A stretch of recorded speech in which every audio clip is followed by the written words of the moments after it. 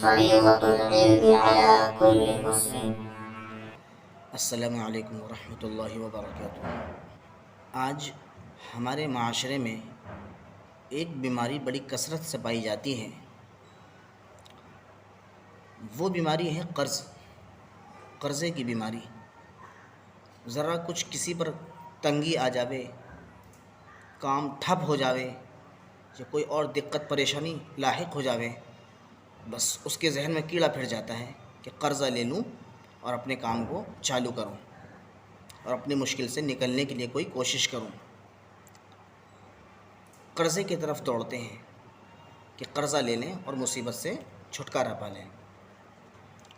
دیکھو، سب سے پہلی بات تو یہ ہے کہ تمام چیزیں جو کچھ انسان کو پیش آتی ہیں وہ سب اللہ کی طرف سے ہوتی ہیں، وہ سب اللہ کی دی ہوئی ہوتی ہیں۔ خواہ پریشانی ہو، خواہ خوشی ہو، رنج ہو، غم ہو، کسی بھی طرح کی کوئی بات ہو، سب اللہ کی طرف سے بندے کو لاحق ہوتی ہیں۔ نبی کریم صلی اللہ علیہ وسلم نے ارشاد فرمایا، کل شیء بقدر حتی العجز والکیس، یعنی کوئی پریشانی ہو، کوئی مصیبت ہو، کل شیء بقدر، جو بھی چیز، ہر چیز جو ہے وہ سب تقدیر پر معلق ہے۔ انسان کی زندگی میں پریشانیوں کا آنا، مصیبتوں کا آنا، خوشیوں کا آنا، تنگ دستی آنا، یہ سب اللہ کی طرف سے طے ہے۔ اللہ تعالیٰ نے سبھی تقدیر میں لکھ دیا ہے۔ جو بھی کچھ پیش آتا ہے وہ سب تقدیر پر منحصر ہوتا ہے۔ اسی طریقے سے دنیا کے اندر یا ہمارے سماج میں لوگوں پر کچھ پریشانی آتی ہے تو قرضے کی طرف دوڑا کرتے ہیں، چلو قرضہ لے لیتے ہیں، قرضہ لے کر کے اپنی مشکل سے چھٹکارا پا لیتے ہیں۔ محترم بزرگ دوستو، چلو ٹھیک ہے، قرضہ لے لیا، لیکن قرضے کی ادائیگی کے بارے میں بھی سوچنا چاہیے کہ آج ہم قرضہ تو لے رہے ہیں، آج ہم نے کسی سے قرضہ تو لے لیا، لیکن ہمیں کل کو اس کا قرضہ ادا بھی کرنا ہے۔ جو پیسے یا جو رقم ہم نے اس بندے سے لی ہے، اس رقم کو ادا کرنے کے بارے میں بھی فکر کرنی ہے۔ لیکن آج ہمارے سماج میں بڑی کثرت سے یہ بیماری پائی جاتی ہے کہ ہم جس طریقے سے قرضے کے لینے کی فکر کرتے ہیں وہی فکر ہمارے دینے کی نہیں ہوتی ہے، جس کی وجہ سے سماج یعنی معاشرے میں بگاڑ پیدا ہو رہا ہے۔ جگہ جگہ مصیبتیں ہیں، جگہ جگہ پریشانیاں ہیں، گھروں گھروں کے اندر مصیبتوں اور پریشانیوں کے پہاڑ ٹوٹ رہے ہیں۔ کوئی کورٹ کچہری کے چکر لگا رہا ہے، کوئی کہیں جا رہا ہے، کوئی کہیں جا رہا ہے۔ معلوم ہوتا ہے کہ کسی نے کسی کی زمین غبن کر لی، کسی نے کسی کی پراپرٹی ضبط کر لی۔ یہ سب پریشانیاں ہیں، یہ سب مصیبتیں ہیں۔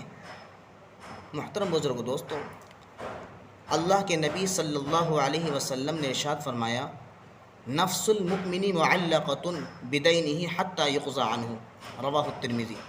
یہ حضرت ابو ہریرہ رضی اللہ تعالی عنہ سے مروی روایت ہے اور یہ ترمذی شریف کی روایت ہے۔ چنانچہ نبی کریم صلی اللہ علیہ وسلم نے ارشاد فرمایا، نفس المؤمن، مومن بندے کی روح اللہ کی راحت و رحمت کو حاصل نہیں کر پاتی۔ جو راحت و رحمت کا جو مرتبہ ہے، جو درجہ ہے، جو منزل ہے، اس کی روح اس کو حاصل نہیں کر پاتی، اس منزل تک نہیں پہنچ پاتی۔ کس کی وجہ سے؟ قرضے کی وجہ سے، قرضے کی نحوست کی وجہ سے، قرضے کی بیماری کی وجہ سے۔ یہ ایک حق ہے، یہ مومن کا حق ہے جو ادا نہیں کیا۔ اس کے ادا نہ کرنے کی وجہ سے اس بندے کی روح رحمت، راحت کا جو مرتبہ ہے اس کو حاصل نہیں کر پاتی۔ اس کی نحوست اتنی بری ہے، قرضے کی نحوست اتنی بری ہے۔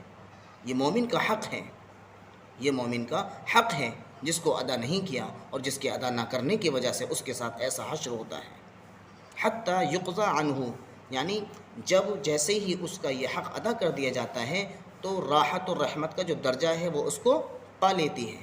وہ روح جو لٹکی ہوئی تھی اس راحت و رحمت کے درجے کو پا لیتی ہے۔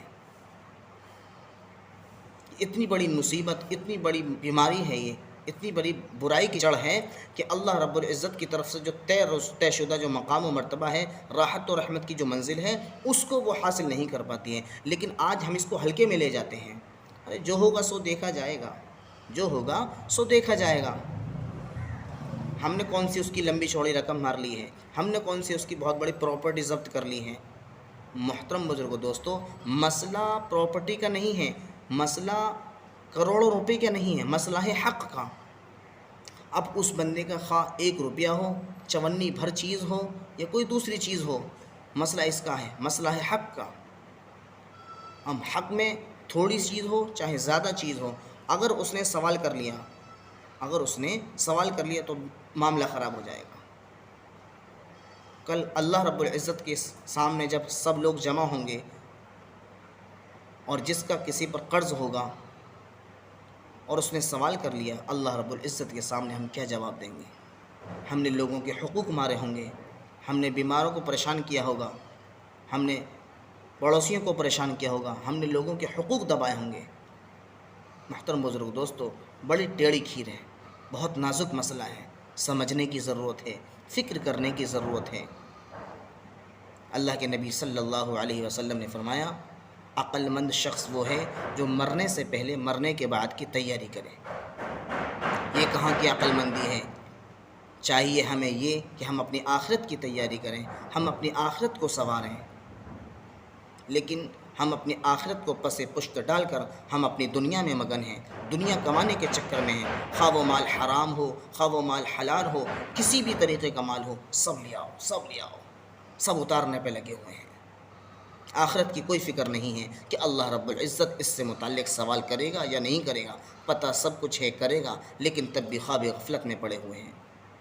محترم بزرگ دوستو، یہ اتنی بڑی بیماری ہے کہ اس کی وجہ سے اللہ رب العزت کی طرف سے جو مرتبہ طے شدہ ہے، منزل راحت و رحمت کی جو منزل ہے، اس کو حاصل نہیں ہو پاتی۔ دوسری روایت میں اللہ کے نبی صلی اللہ علیہ وسلم نے ارشاد فرمایا، یغفر للشہید کل ذنب الا الدین۔ یہ مسلم شریف کی روایت ہے۔ اللہ کے نبی صلی اللہ علیہ وسلم نے ارشاد فرمایا کہ شہید کے ہر گناہ کو معاف کر دیا جائے گا، اس کا ہر گناہ دھو دیا جائے گا۔ مومن بندہ دنیا کے اندر شہید ہو جاتا ہے، اللہ کے راستے میں مر مٹتا ہے، قربان ہو جاتا ہے، اللہ رب العزت ایسے شخص کے ہر گناہ کو معاف کر دیتے ہیں۔ لیکن جب باری آتی ہے قرض کی تو وہاں پکڑ ہو جاتی ہے۔ اللہ رب العزت نے اس معاملے میں، قرض کے معاملے میں شہید کو بھی نہیں چھوڑا۔ کتنا بڑا مقام ہے۔ صدیقین، صالحین، انبیاء، ایسے لوگوں کے ساتھ شہداء کا حشر ہوگا، اللہ کے راستے میں قربان ہونے والے شخص کا حشر ہوگا، لیکن اللہ رب العزت قرض کے معاملے میں اس کو بھی نہیں چھوڑیں گے، اس سے بھی پوچھیں گے کہ تو میرے راستے میں شہید ہوا، ٹھیک ہے، کیا تیرے اوپر کسی کا قرض ہے؟ جب بات آئے گی قرض کی، محترم بزرگ دوستو، اس کی بھی پکڑ ہوگی۔ جب اتنے عظیم المرتبت اور اتنے بڑے عہدے اور اتنے بڑے مقام والے شخص کے ساتھ یہ حشر ہوگا، اللہ رب العزت ایسے شخص کو بھی نہیں چھوڑیں گے، اللہ رب العزت ایسے شخص سے بھی قرض کا مطالبہ کریں گے، تو ہما شما کیا؟ محترم بزرگ دوستو، بڑے ڈرنے کا مقام ہے، اس سے بچنے کی ضرورت ہے۔ معاشرے میں یہ بیماری بڑی کثرت سے پائی جاتی ہے، اس سے بچنے کی ضرورت ہے اور اس سے بہت دور رہنے کی ضرورت ہے۔ اگر بائی چانس ہمارے اوپر کوئی مصیبت، کوئی پریشانی آ جائے، سب سے پہلے تو 2 رکعت نماز پڑھیں، اللہ کے سامنے ہوئیں، گڑ گڑائیں، اللہ کے حضور منت و سماجت کریں، اپنے گناہوں کا اقرار کریں، اللہ کی بڑائی بیان کریں، اللہ کو منائیں، اللہ کے سامنے اپنی پریشانی کو رکھیں اور اللہ رب العزت اس پریشانی کو حل کروانے میں مدد چاہیں اللہ تعالیٰ کی۔ محترم بزرگ دوستو، ایسا کرنا چاہیے، دوا بھی ہو اور دعا بھی ہو، دوا بھی ہو، دعا بھی ہو، یہ دونوں چیزیں ضروری ہیں۔ اب یہ نہیں کہ ہم نہ آئیں دیکھا نہ بائیں دیکھا، سیدھے کہاں پڑے؟ قرض پر، قرضہ لے لیتے ہیں، قرضہ لو، چلو ٹھیک ہے، لیکن اس کی ادائیگی کے بارے میں بھی سوچنا چاہیے۔ اللہ رب العزت ہمیں اس فعل بد سے بچنے کی توفیق نصیب فرمائے اور قرض کی ادائیگی کے بارے میں غور و فکر کرنے کی توفیق نصیب فرمائے۔ وآخر دعوانا الحمدللہ رب العالمین۔ برائے کرم سبسکرائب اور شیئر کرنا بالکل نہ بھولیں۔